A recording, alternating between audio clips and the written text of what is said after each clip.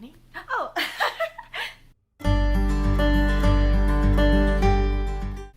Hi BookTube, it's Lori from Bookishly Lori, and I am here today to do the Manic Book Tag.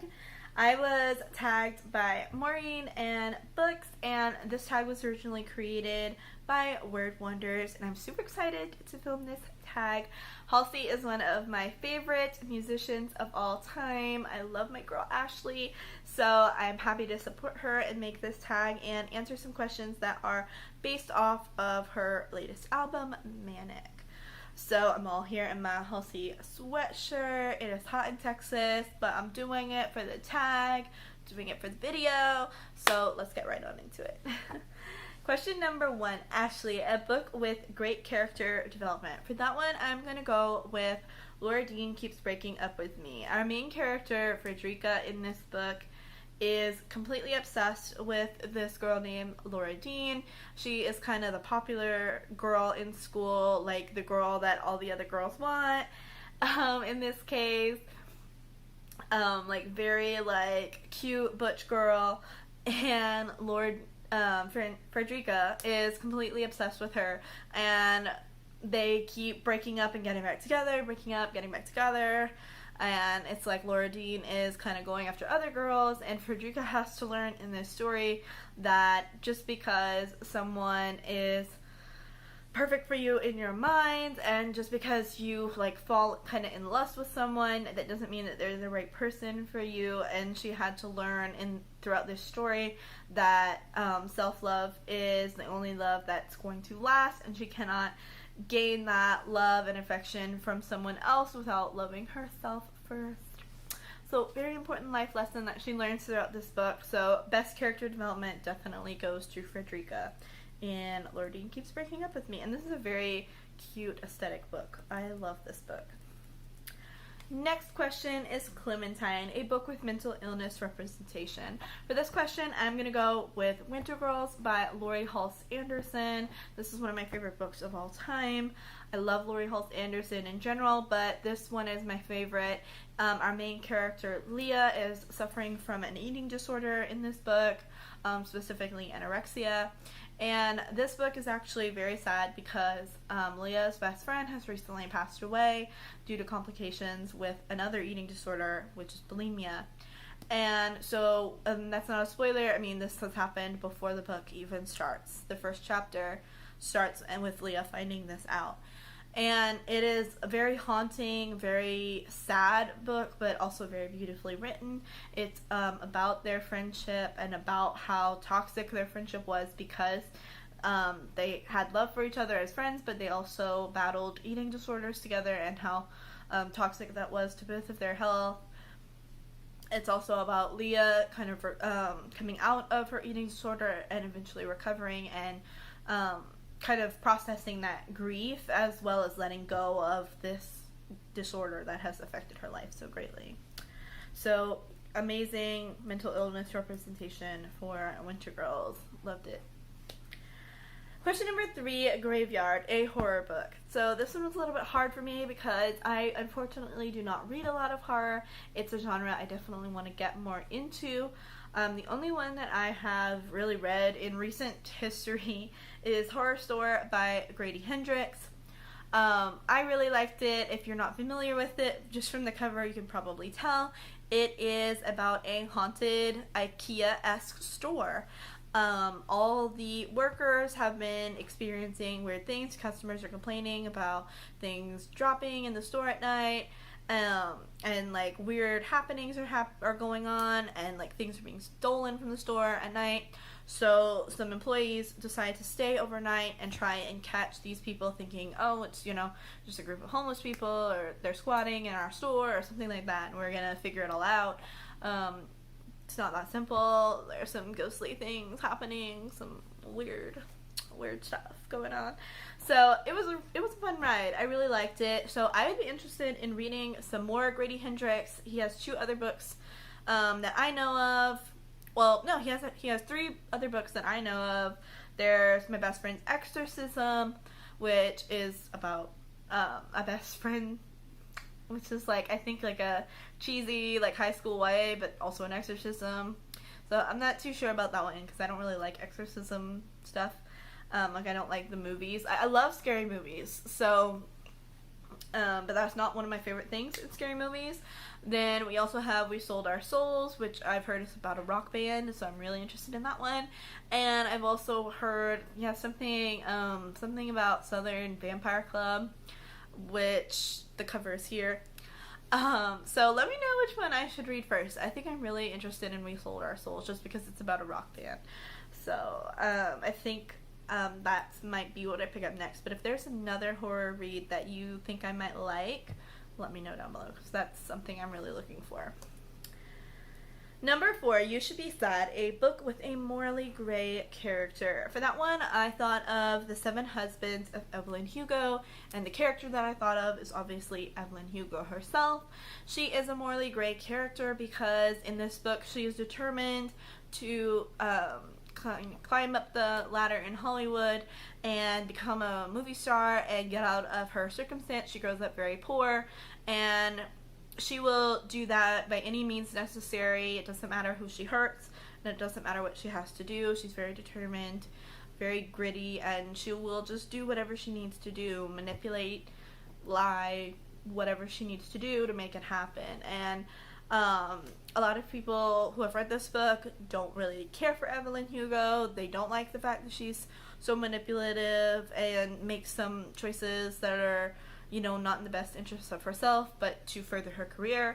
But I personally loved this book. I thought Evelyn was very inspiring because she is she's not a real person, but she's a character that was set in a real time where women were not respected in the film industry, and we're still struggling with that today. And I think she did what she needed to do to accomplish her goals, whether right or wrong.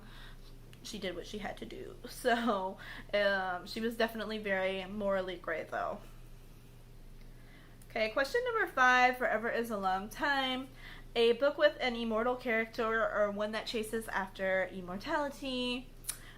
Would this be my channel if I did not mention Oscar Wilde? So obviously for this one, I'm going to recommend A Picture of Dorian Gray.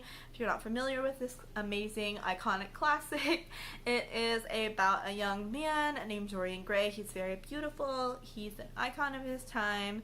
Stunning man, like model, beautiful, 10 out of 10, perfect man.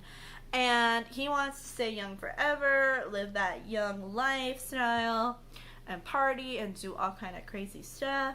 So his friend basically paints a portrait of him, this beautiful portrait, and Dorian pretty much sells his soul to be able to sin and do whatever he wants and stay young and immortal while the portrait becomes ugly and disgusting with all of his sins. So yeah,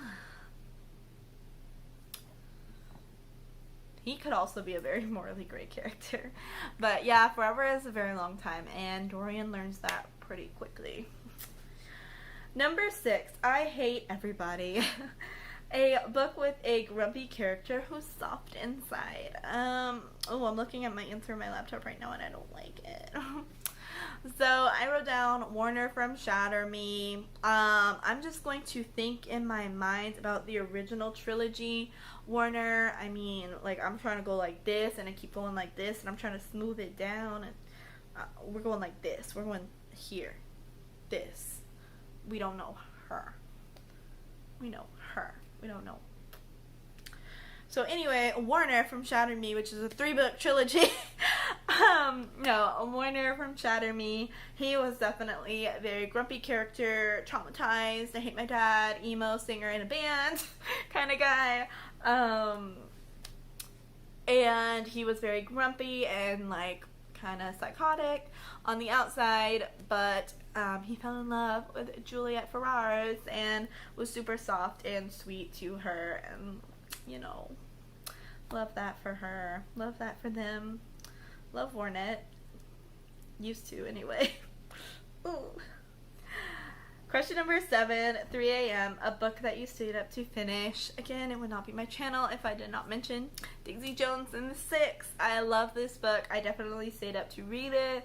I have a vivid memory of staying up for this book because I listened to it on audiobook. I know some people don't like the audiobook. I personally love the audiobook. It's the best thing ever. And I listened to it all night, and I literally just stayed on my couch and like listened to it on CD because I got it from my library and that's all they had. I couldn't get it digitally. I had it on CD at the time, and I literally just sat there like this. And I read it, and it was so good, and I cried a little bit. I love Daisy Jones and the Six. It definitely kept me up way longer than 3 a.m. It was like probably like 6 a.m. So question number 8, Without Me, a book with a toxic or abusive relationship, no matter its nature. And I actually combined question 8 with question 10. So question 8 was about the toxic relationship. Question 10 was Killing Boys, a book with a revenge story. So I want to talk about Kill the Boy Band by Goldie Moldavsky for these questions. First off, toxic relationship. This book is all about a group of fangirls, like young 16, 17-year-old girls that are totally obsessed with this boy band. They're very similar to One Direction back in the day. And they are pretty much like trying to be groupies. They follow them everywhere. They go to all their shows. They try and sneak backstage. They're obsessed with them. They want to know everything about them, where they are, what they're doing, everything. So the toxic relationship happens between the friendship. And I think it's actually very interesting because I have not read a lot of books about toxic friendships, but I would be interested to read more because I think it's a very fascinating dynamic. We have our main character who gets very kind of wrapped up in this with her best friend and is very intimidated by her best friend, wants to be like her best friend, and her best friend is the more brazen one, the more crazy one, if you will, and gets them into this very precarious situation. I mean, it's called Kill the Boy Band. What do you think happens? But yeah, I thought that relationship and that friendship was very interesting to read about. I specifically think it's very interesting, like girl friendships within fandom culture and how obsessive it can be and how volatile that kind of friendship can be. So it was definitely interesting to read about it. I don't want to spoil the book too much, but yeah, it was definitely a toxic friendship for sure. And then with the question 10, Killing Boys, a revenge story, there was definitely some revenge going on. I cannot say how because it is a spoiler, but I thought that was an extremely interesting take. I would actually really like to reread Kill the Boy Band now that I think of it because I loved it and nobody ever talks about it, but Kill the Boy Band was amazing. Like dark humor, satire, and like such good commentary on obsession and girls in fandom and how like these boy band fandoms kind of manipulate girls and take their money. And I can make a whole video about it. In fact, I think I will. I'm gonna reread Kill the Boy Band after this. So then skipping forward to question 11, More, a book with an intergenerational story. By the way, More was my favorite song on Manic. I love it so much. If you know Ashley and if you know the story behind More, cried the first time you heard it. It's so good. I love More. But for this one, I picked Kira Kira.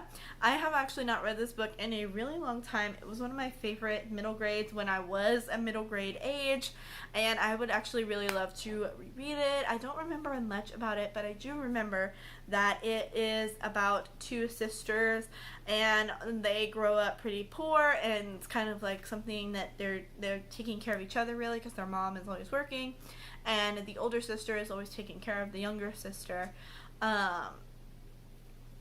And I believe they're Japanese, and so like Kira Kira is like shining and glittering, and she's teaching her younger sister about how to see the beautiful things in the world, and I love that. And I remember it being a really sweet book, but I think something sad happens at the end, which that sounds like me. That's kind of the book I like, so I want to order it and reread it. So I think I actually did order it. When you order so much on Book Outlet but you forget, I think I ordered it, so if it comes in, I think I will reread it.